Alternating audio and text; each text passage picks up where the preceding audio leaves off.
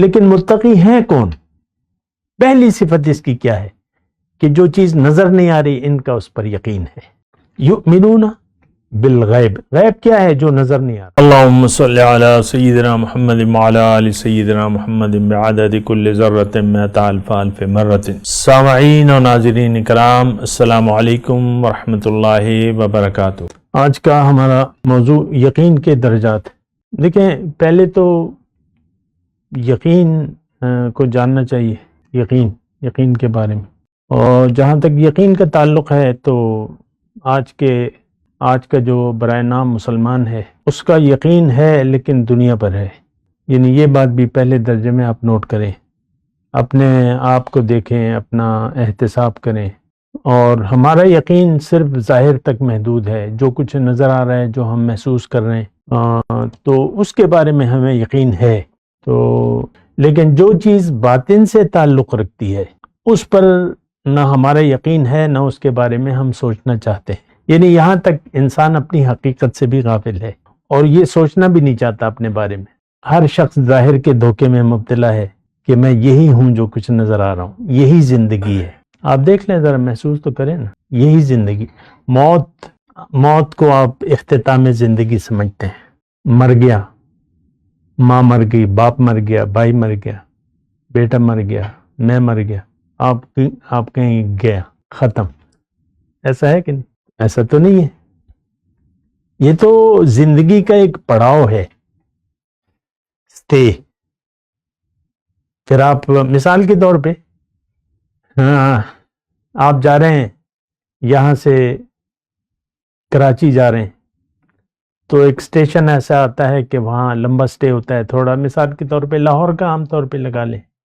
آپ اگر جائیں کراچی تو لاہور پہ زیادہ گاڑی رک جاتی ہے، جو بھی ہے ایک پڑاؤ ہے، پھر وہ گاڑی آگے بڑھ جاتی ہے. منزل تو کراچی ہے نا.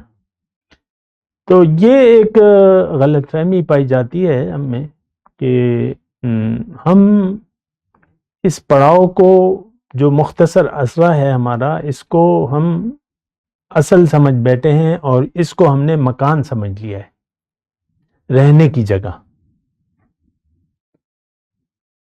تو اللہ تعالیٰ نے تو اسے دھوکے کا گھر کہا ہے. جس کو تم اپنا مکان سمجھتے ہو یہ تو دھوکے کا گھر ہے تو نہیں. آخر کار تو آپ جاؤ گے نا. صبح میں ایک حدیث سن رہا تھا، ہمارے درس سن رہا تھا، تو اس میں ایک حدیث آئی تھی. تو اس میں یہ تھا کہ حضور صلی اللہ علیہ وسلم فرماتے ہیں، صحابہ سے پوچھتے ہیں کہ تم میں سے کون ایسا ہے جس کو اپنے مال سے زیادہ وارثوں کا مال زیادہ محبوب ہے. صحابہ سے پوچھا نا حضور. تو صحابہ نے کہا کہ حضور، وارثوں کے مال سے ہمیں کیا دلچسپی ہے، ہمیں تو اپنا مال محبوب ہے جو ہمارے ہاتھ میں ہے. تو حضور نے فرمایا کہ تمہارے پاس جو مال ہے دنیا میں یہ تو وارثوں کا ہے، اور تمہارا مال وہ ہے جو تم نے آگے بھجوا دیا. سادی سی بات ہے. بات تو یقین کی ہے، یقین کے درجات ہم کہہ رہے ہیں. تو پھر صحابہ تھے، ان سے پوچھا کہ تم کس کو مالدار تصور کرتے ہو؟ نہیں، من المفلس، یہ الفاظ ہیں حضور کے. اب یہ دیکھیں، صحابہ تھے اور انسان تھے. تو انہوں نے کہا حضور، ہم اس شخص کو کہتے ہیں جس پہ لا درہم ولا دینار، اس کے بعد کوئی درہم و دینار نہیں ہے، اس کو ہم کہتے ہیں مفلس. حضور نے کہا نہیں، مفلس یہ نہیں ہے. مفلس یہ ہے، وہ ہے جس کے پاس ساتھ لے جانے کے لیے کچھ نہ ہو. آپ دیکھیں، کبھی سفر پہ جاتے ہیں تو آپ کوئی زیادہ راہ رکھ لیتے ہیں نا، ہوٹلنگ کے لیے، کھانے کے لیے، رہنے کے لیے. اگر ایک مہینے کے لیے کہیں جا رہے ہیں تو باہر بھی آپ کو جب جاتے ہیں تو آپ کو زر مبادلہ شو کرنا ہوتا ہے کسی ممالک میں کہ بھئی تمہارے اتنے پاؤنڈ اتنے درہم ہونے چاہیے. باہر یہ ہے یقین کے درجات. آج ہمارا موضوع ہے. دیکھیں یقین کے مختلف درجات ہیں اور یہ درجات جو ہے یہ کوشش سے حاصل ہوں گے. کیسے حاصل ہوں گے؟ یہ کوشش سے ہوں گے. اور سب سے پہلے آپ کو یقین کی وجہ معلوم کرنی چاہیے کہ ہم کیوں یقین کریں ایسی بات پہ جو نظر نہیں آ رہی مجھے، اس پر میں کیوں یقین کر لوں جو نظر ہی نہیں آ رہی. ہمارے مسلمانوں میں بعض گمراہ ایسے ہیں جو جنات کو تسلیم نہیں کرتے. ایسے فرقے ہیں جنات کو تسلیم نہیں کرتے. اس کی میں تفصیل میں نہیں جاتا. وہ مختلف توجیحات کرتے ہیں، حالانکہ جنات کا تذکرہ ہے قرآن میں، سورہ رحمان میں ہے، یا معاشر الجن والانس، اے جن و انسان کے گروہ، فبأي آلاء ربكما تكذبان. تو وہ تسلیم نہیں کرتے، نظر ہی نہیں آ رہے. پھر اس کی مختلف توجیحات کرتے ہیں، اس پہ میں بحث نہیں کر رہا. لیکن وہ کہتے ہیں معجزات پہ یقین نہیں کرتے.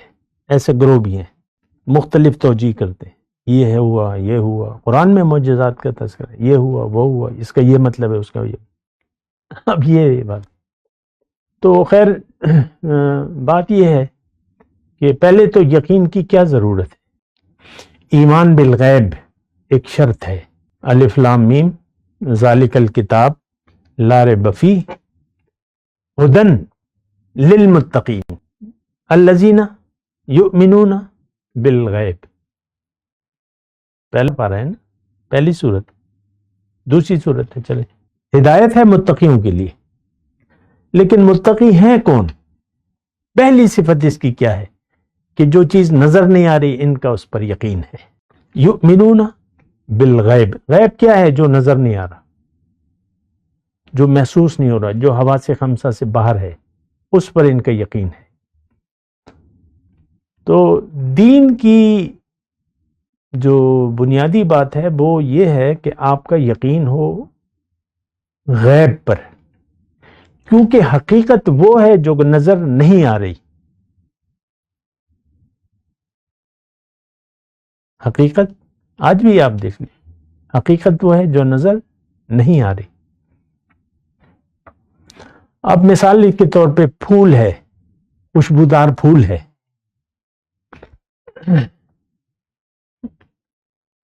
نظر آئے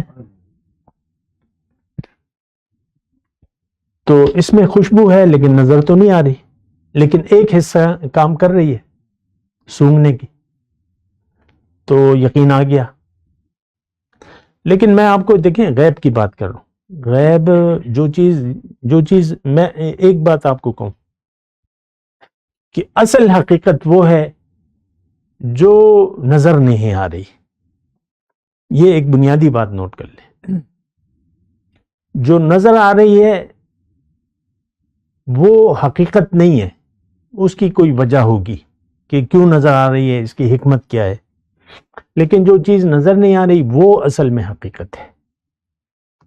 مثال کے طور پہ ہم اپنے آپ کو لے لیں کہ ہمارے اندر روح کو ہم کہتے ہیں، آپ اس کو جو کچھ بھی کہہ لیں، لیکن ایک چیز تو ہے، وہ جب جسم سے نکل جائے تو پھر جسم مردہ ہو جاتا ہے. لیکن آپ روح کو نکال کے نہیں دکھا سکتے کہ یہ ہے روح، اور اصل چیز تو روح ہے. وہ روح کا جسم تعلق برقرار رکھنے کے لیے پھر آپ مختلف ہیلے بہانے چاہتے ہیں کہ یہ تعلق برقرار رہے، اور خرچ بھی کرتے ہیں، بھی کرتے ہیں، لیکن وہ تو ایک وقت ہے اس کا معین. تو یہ بات میں آپ کو کہہ رہا ہوں کہ انسان اس چیز پر کے بارے میں نہیں سوچتا جس پر اس کا یقین نہ ہو یا جو اس کی محسوسات سے بالا تر ہو. وآخر دعوانا الحمدللہ. مولاي صل وسلم دائما أبدا على حبيبك خير الخلق كلهم